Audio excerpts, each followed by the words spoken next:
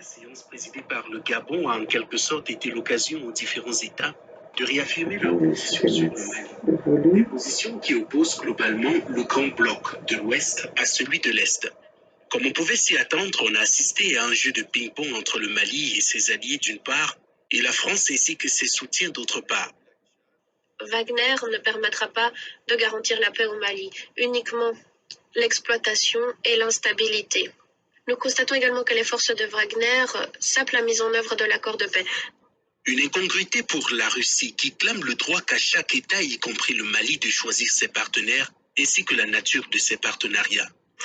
Les réactions vivement négatives de l'Occident face au renforcement de la coopération entre la Russie et le Mali sont à nouveau la preuve des approches paternalistes et du deux poids, deux mesures de la part des anciennes grandes métropoles. Les mensonges faisant état de la présence de soi-disant mercenaires sont proférés par ceux qui, il y a quelques années encore, envoyaient leurs soldats de bonne fortune sur le continent pour renverser les régimes inconvenants et établir le contrôle sur les ressources naturelles. Contrairement à certains États occidentaux, nous ne tentons pas de nous ingérer dans les affaires intérieures du Mali. Nous n'établissons pas de préconditions à notre assistance qui pourraient mettre en péril la souveraineté de l'État. Nous appelons les pays occidentaux à cesser d'abuser du Conseil de sécurité, à respecter le choix des Maliens et à contribuer au règlement de la situation dans le pays. Dans la même veine, le ministre malien des Affaires étrangères, Abdoulaye Diop, qui a fait le déplacement, indexe le double jeu de la France au Mali. Il accuse la France de régulièrement violer l'espace aérien du Mali et de soutenir les groupes terroristes en leur fournissant renseignements et armements. Alors que le Mali réclame depuis plusieurs semaines une réunion d'urgence du Conseil de sécurité sur le soutien présumé de la France aux groupes terroristes au Mali, il accuse ce pays de tout faire pour empêcher la tenue de cette réunion. Il est surprenant que dans le cadre du récit factuel, le rapport du secrétaire général ait passé sous silence la saisine du Conseil de sécurité par le Mali le 15 août 2022 pour ce qui concerne les tentatives de déstabilisation et les violations répétées de l'espace aérien par les forces françaises. Ces actes d'agression d'une extrême gravité qui constituent, vous le savez, une violation de la Charte des Nations Unies, mais aussi une violation du droit international.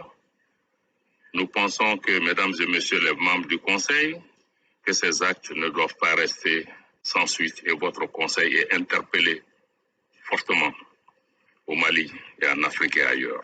C'est pourquoi le gouvernement renouvelle sa demande d'avoir une réunion spécifique du Conseil de sécurité qui lui donnera l'occasion de présenter des preuves concrètes des actes de duplicité, d'espionnage et de déstabilisation de la France à l'encontre du Mali, y compris le partage de renseignements et le largage de matériel au profit d'organisations criminelles qui sont à l'origine de l'insécurité et des violences contre les populations civiles. Populations civiles qui, mesdames et messieurs, attendent du Conseil de sécurité qu'il assume sa responsabilité principale de maintien de la paix et de la sécurité internationale. Nous avons également pris à témoin, à travers cet exercice, l'opinion publique nationale et internationale qui doit être édifiée pour une fois sur les causes profondes des facteurs qui créent l'insécurité, la déstabilisation et l'expansion du terrorisme dans le Sahel. En réponse aux accusations maliennes, l'ambassadeur de France au Conseil de sécurité a nié en bloc les accusations portées contre son pays, évoquant une pure diffamation. Je tiens à rétablir la vérité après les accusations mensongères et diffamatoires du gouvernement de transition malien, telles que contenues dans la lettre transmise au Conseil de sécurité le 15 août et répétée à l'instant devant ce Conseil par le ministre des Affaires étrangères du Mali. La France n'a jamais violé l'espace aérien malien. Je conteste formellement toute violation du cadre juridique bilatéral. La France se conforme aux prescriptions de l'accord conclu par l'échange de lettres en 2013, malgré la dénonciation unilatérale et injustifiée de cet accord par le Mali, le 2 mai dernier. L'occasion pour le ministre malien Abdoulaye Diop d'appeler la France à œuvrer à la tenue de cette réunion afin que le monde entier puisse juger sans parti pris de la crédibilité des preuves que présentera le gouvernement malien pour étayer ces accusations.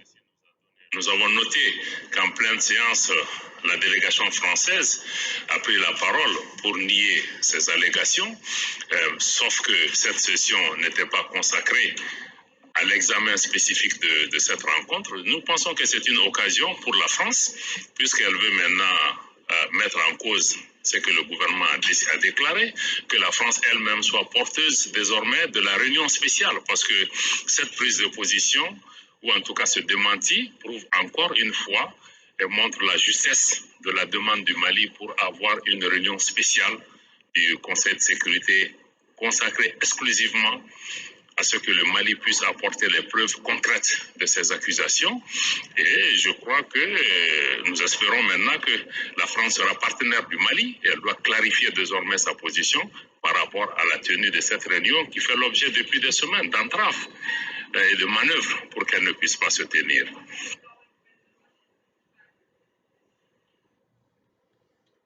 Vous avez tous entendu, mes chers compatriotes. C'est ce que le monde entier attend, c'est ce que les Africains attendent, c'est ce que le peuple malien attend.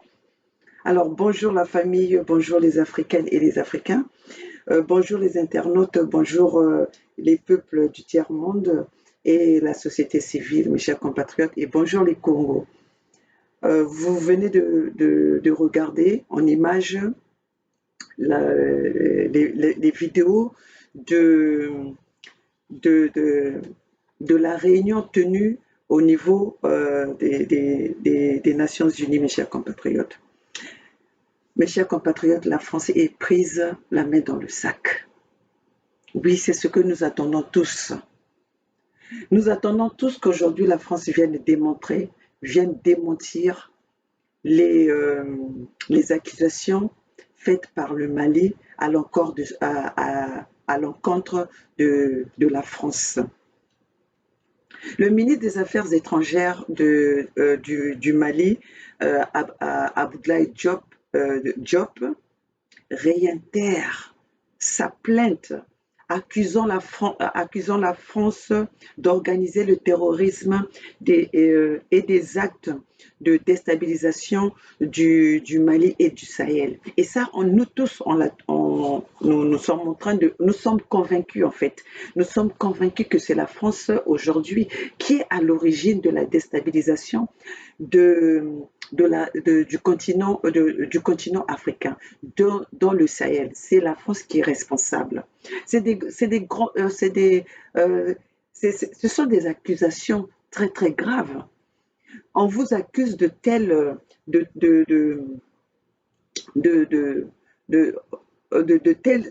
accusations qui touchent à la crédibilité de votre pays, qui touchent à la crédibilité de votre nation, et vous vous contentez juste à répondre à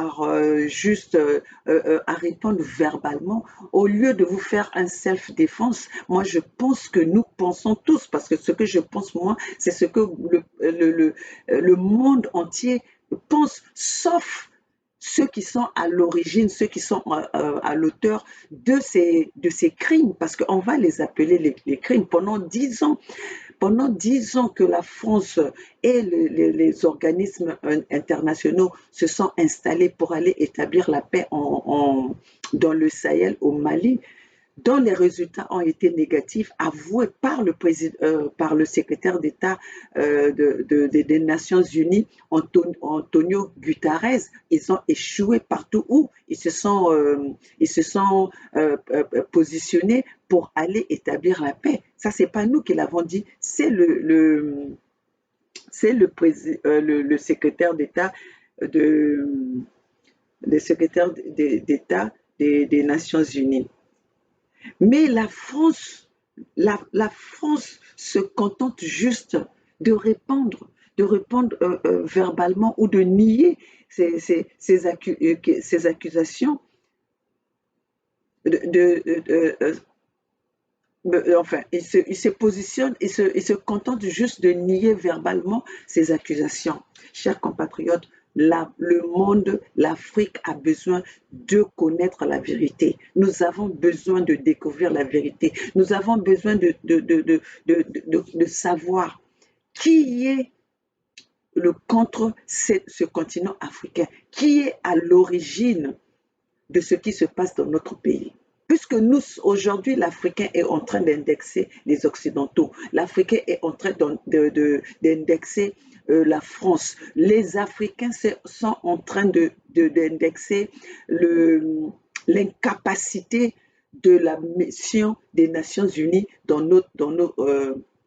sur notre territoire. Parce qu'aujourd'hui même, en RDC, les Nations Unies ont échoué. Les Nations Unies ont échoué, ou encore c'est eux-mêmes, on ne peut même pas dire qu'ils ont échoué, puisque c'est eux, ils ne peuvent pas combattre ce que eux-mêmes ils organisent, ce que eux-mêmes ils ont créé, ce que eux-mêmes ils sont en train de faire. C'est comme si vous allez nous dire qu'un voleur va venir se dire qu'il va aller combattre son vol lui-même, il va aller s'avouer de voler par lui-même, ou il va mener la sécurité, les enquêtes par son propre vol. C'est pas possible, il va jamais attraper le voleur. Donc c'est ça qui est en train de se passer, mes chers compatriotes. C'est ça qui est en train de se passer en ce moment. Le ministre Abdoulaye Diop ajoute qu'ils ont des preuves tangibles et demande une séance spéciale pour prouver et montrer devant le monde entier comment est-ce que la France a violé son espace. Mais qu'est-ce que la France peut encore attendre avec tant de telles accusations, des accusations graves, des accusations qui bannissent, qui sont en train de tagner votre crédibilité. Et vous vous contentez juste, et surtout que le Mali est en train de demander, il ne le dit pas verbalement, il dit donnez-nous cette possibilité de présenter des preuves tangibles. Donnez-nous un espace un espace adéquat pour présenter les preuves. On ne veut pas juste vous dire des preuves verbales. On ne veut pas accuser sans des preuves. On a des preuves. Nous voulons montrer au monde entier comment est-ce que la France est responsable de la destruction. Comment est-ce que la France est l'organisateur qui crée, qui fournit les armes aux terroristes. Comment est-ce que la France eux-mêmes, ce sont eux qui tirent sur les civils maliens. Ce sont eux qui sont en train de détruire le Sahel. Mais vous ne voulez pas l'accorder. Et c'est là où nous trouvons aussi louche la mission des Nations Unies en Afrique, ou la mission le rôle de la mission des États-Unis dans le monde. Vous êtes là comme arbitre, comme quoi si le monde, un pays quelconque a un problème, vient le suggérer, vient l'exposer à vous. Mais aujourd'hui, comme vous êtes les organisateurs les organismes qui sont pour établir la paix, qu'un pays, vous êtes le parent de tous les pays, vous êtes les parents du monde entier. Un pays, un enfant qui a des problèmes, qui vient se plaindre qu'il y a un autre enfant qui est en train d'abuser de moi, qui vient se plaindre à son père, et son père c'est l'ONU. C'est les Nations Unies. Mais les Nations Unies ne veulent pas écouter l'enfant qui est victime, ne veut pas écouter l'enfant qui vient pleurer au pied de sa maman ou de ses parents. Comment est-ce que nous allons appeler ce parent? Il fait du favoritisme. Moi, en tant qu'enfant, je vais trouver que je suis biaisée. Et je vais trouver que mes parents, ne m'aiment pas. Mes parents ne font pas la part de choses. Donc aujourd'hui, nous allons douter maintenant de cet organisme, de cette organisation des Nations Unies. Les Nations Unies ont leurs préférences. Quand leurs enfants préférés, quand leurs nations, les pays qui sont leurs pays préférés, où ils vont se couvrir, ils vont se protéger derrière ces nations pour commettre les crimes. C'est comme ça que nous allons les appeler. C'est comme ça que nous allons résumer cela. Les Nations Unies doivent donner la possibilité aux Maliens, aux ministres, au peuple malien, au gouvernement malien, au gouvernement de la transition malienne, de pouvoir démontrer au vu de tout le monde, devant le monde entier, qui est en train de déstabiliser le Sahel. Si vous étiez parti pour une mission pour faire la sécurité au Mali, maintenant que vous n'avez pas pu et que le Malien veut vous aider même dans cette direction en disant que nous avons attrapé le coupable, et le coupable c'est telle personne.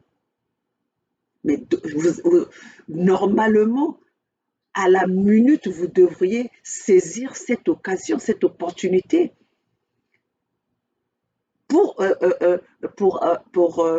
stopper l'hémorragie, pour sauver la vie des peuples restants. Chers compatriotes, aujourd'hui nous savons qui est l'ennemi du peuple, des peuples, qui déstabilise le monde. Le monde est fait d'un groupe de mafieux qui veulent dominer sur le reste des nations, sur les nations faibles, qui veulent dominer sur les peuples qui n'ont sur les peuples qui ne veulent que la paix.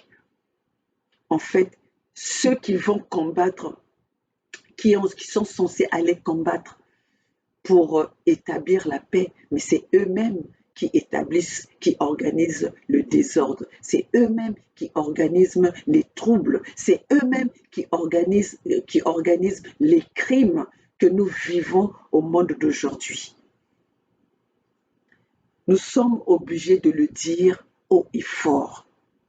Fini le temps où on était comme des marionnettes, où les mêmes qui tiraient sur nous venaient pour nous dire devant leurs médias instrumentalisés, leurs médias mafieux, nous raconter des mensonges, nous faire croire, nous détourner des vrais responsables, de ceux qui sont des responsables des malheurs que nous vivons au jour d'aujourd'hui.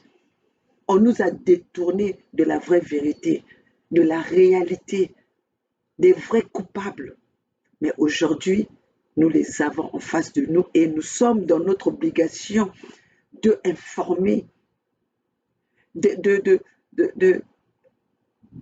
comment dirais-je, de pouvoir spread les informations, faire véhiculer l'information, informer nos peuples de savoir ce qui se passe. C'est pour ça que nous nous donnons cette possibilité. C'est pour ça que nous nous donnons cette possibilité de venir devant nos peuples pour leur dire la vérité.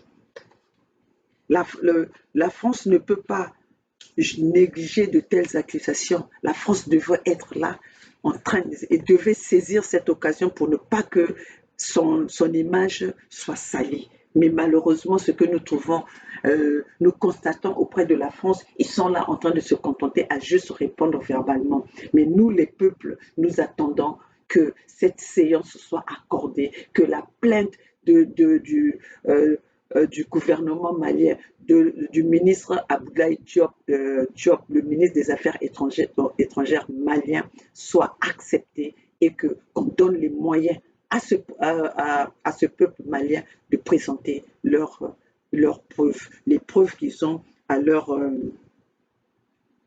leur possession. Le ministre des Affaires étrangères Abdoulaye Diop du Mali poursuit ces accusations en disant ceci: les preuves qu'ils détiennent pourra changer la situation ou la donne dans toute la région du Sahel. Mais nous, les Africains, nous devons se réjouir de cette phrase. Les preuves qu'ils détiennent, les preuves que les Maliens détiennent pourra changer la situation ou la donne dans la région du Sahel. Nous, les Africains, et l'ONU devait saisir cette occasion. Parce que c'est ça qui a empêché, c'est ça qui a fait que le monde entier, qui a sali l'image des Nations Unies. Les Nations Unies, vous avez cette opportunité. Ce que vous n'avez pas pu attraper, ce que vous n'avez pas pu saisir. Les Maliens aujourd'hui ont ça, ont trouvé le voleur, ont trouvé le troubleur, ont trouvé le déstabilisateur, ont trouvé l'ennemi, ont trouvé le voleur, le violeur. Mais vous devez saisir cette occasion pour effectivement punir celui qui est en train de commettre ce chaos dans le Sahel. Mais non, vous êtes là, vous vous contentez. Après ça, où est la justice en fait? Où est la justice? Parce que vous êtes la cour, vous êtes les autorités compétentes, où les gens viennent se plaindre, les nations viennent se plaindre, viennent exposer leurs problèmes. Vous êtes comme des arbitres, mais vous refusez d'écouter l'autre partie qui vient de se plaindre, qui vient se plaindre auprès de vous. Donc vous êtes des complices, nous allons vous appeler des complices. Encore une fois, bizarre, encore une fois, bizarrement, nous venons de constater des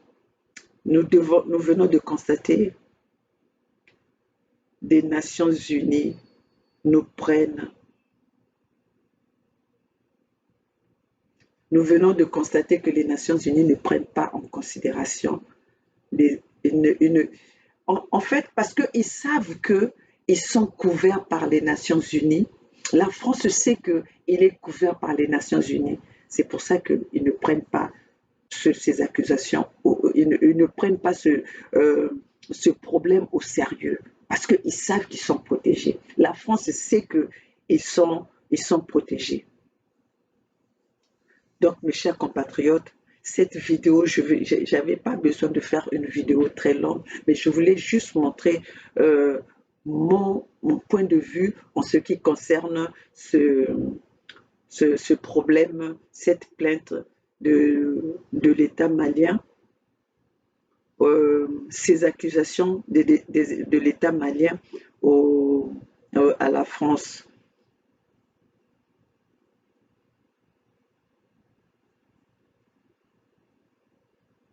Donc voilà ce que nous avons constaté encore une fois. Les Nations Unies ne prennent pas au sérieux de telles accusations qui les aideraient à trouver ou à attraper le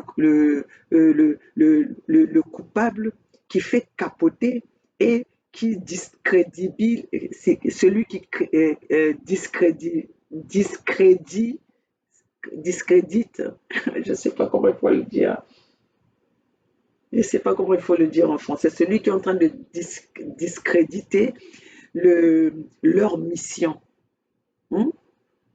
C'était l'occasion que les Nations Unies devaient saisir.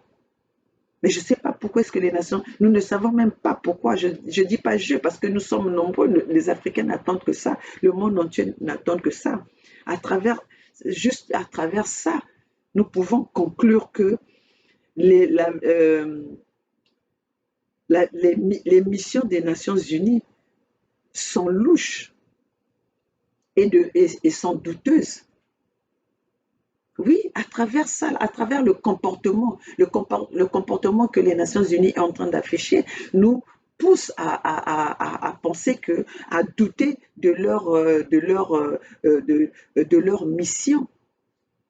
Nous commençons à trouver louche les missions, la présence des Nations Unies dans notre continent ou encore dans le monde entier.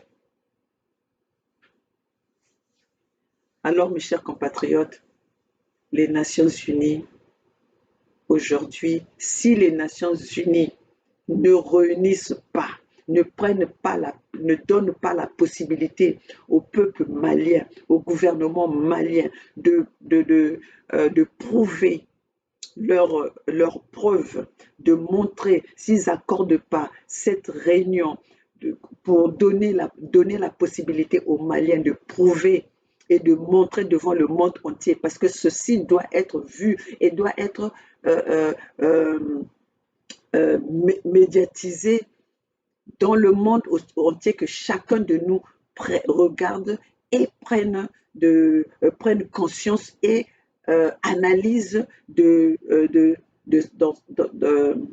son propre avis.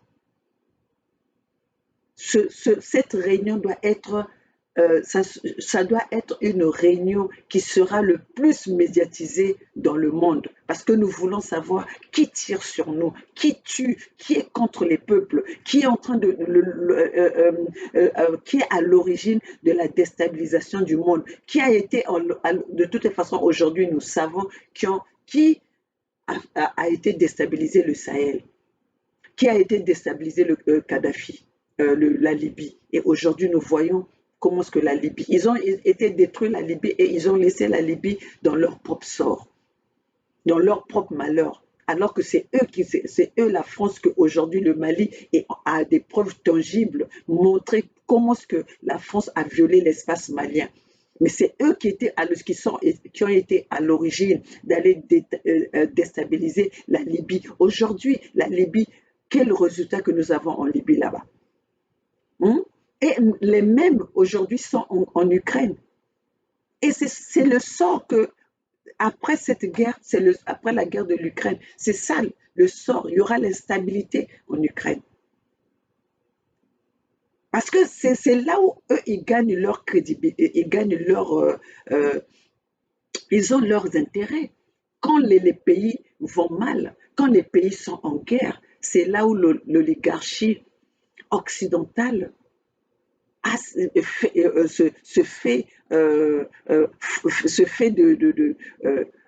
s'enrichit davantage par le malheur des autres, par les malheurs des peuples, par les malheurs des nations. C'est là où les oligarchies occidentales s'enrichissent davantage. Donc, mes chers compatriotes, voilà ce que j'avais à vous dire aujourd'hui. C'est aussi le moyen pour le monde entier de savoir qui est derrière cette insécurité mondiale, qui en veut tant à la vie des peuples. C'est intéressant et nécessaire aux citoyens du monde de savoir la vérité, de savoir d'où vient notre mal. Mes chers compatriotes, je veux continuer à vous montrer encore d'autres images qui vont vous montrer à quel point les Maliens, à quel point le gouvernement malien insiste. Et nous attendons tout cela parce que cela serait en notre intérêt si le Mali arrive à prouver, arrive à démontrer d'où vient le malheur de la déstabilisation du Mali. Suivez ceci encore, mes chers compatriotes. Nous, on est à un stade où on préfère maintenant parler des problèmes du Mali et pas de nos problèmes avec la France. Parce que ça fait des mois, des années qu'on ne parle que de cela. Ce qui nous importe aujourd'hui, c'est comment apporter la sécurité aux Maliens. Comment améliorer les conditions de vie des Maliens.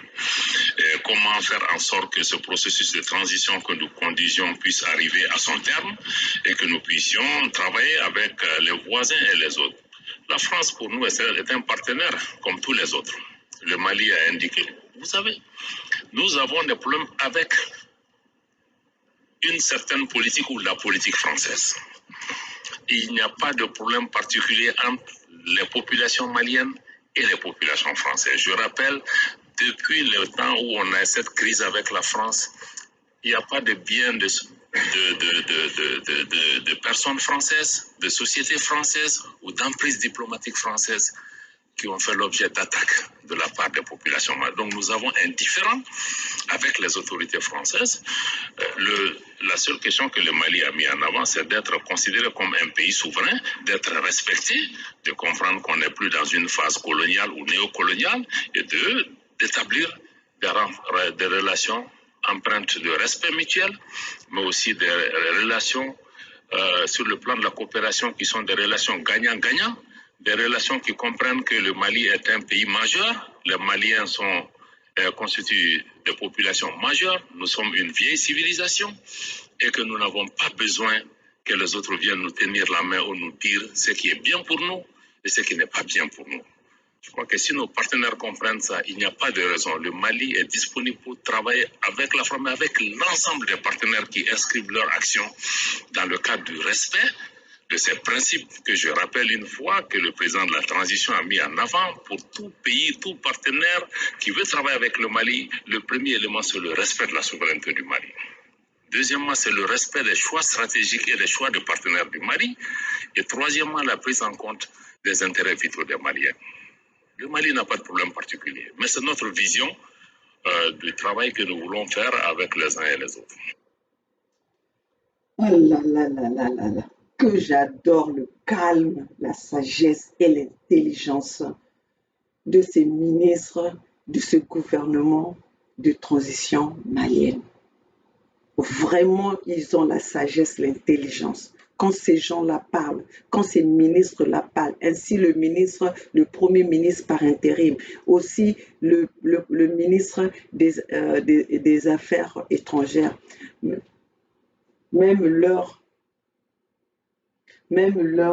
le président Assimi Goïta, le digne président Assimi Goïta, le calme, la sagesse et l'intelligence.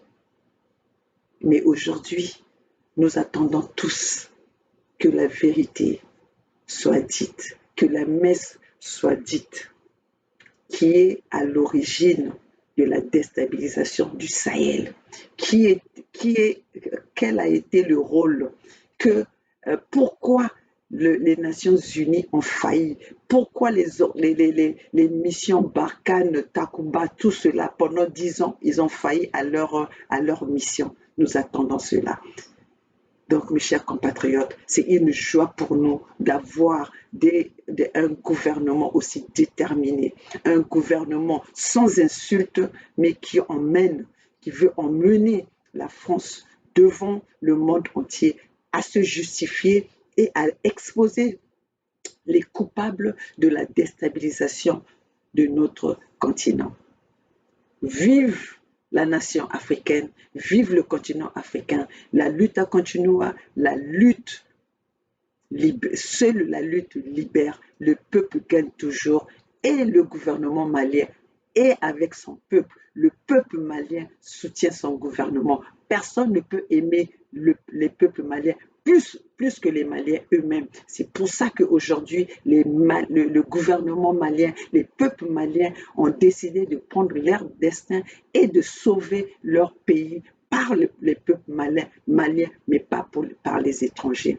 Alors, mes chers compatriotes, si nous avons compris cette vidéo, ce message de président, de ministre des Affaires étrangères, partageons ce message car les peuples africains doivent être au courant pourquoi nous nous sommes positionnés dans cette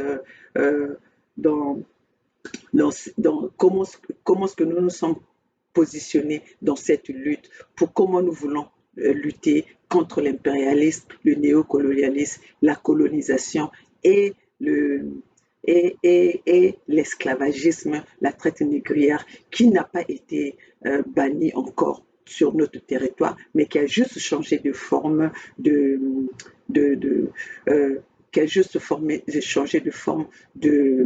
d'utilisation. Alors, mes chers compatriotes, voilà, c'était Maman Olga depuis les États-Unis. Je n'ai pas insulté, mais je suis venue vous montrer les preuves. Je suis venue vous montrer ce que les peuples africains et ce que le gouvernement malien et son peuple attendent. Et ce combat n'est pas seulement le combat des Maliens, mais ça serait, comme l'a dit le ministre des Affaires étrangères, ça va changer la donne dans le Sahel ou encore dans l'Afrique.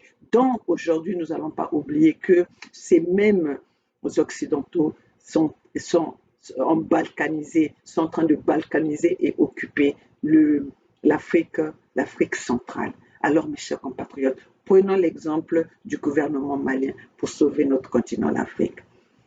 Seule la lutte libère. Ici, c'est Maman Olga, la maman de la Fédération Congo, le 55e pays créé sous la demande des peuples congos, comme aujourd'hui le fait les peuples maliens. Vive la Fédération Congo, Ingeta, Ingeta.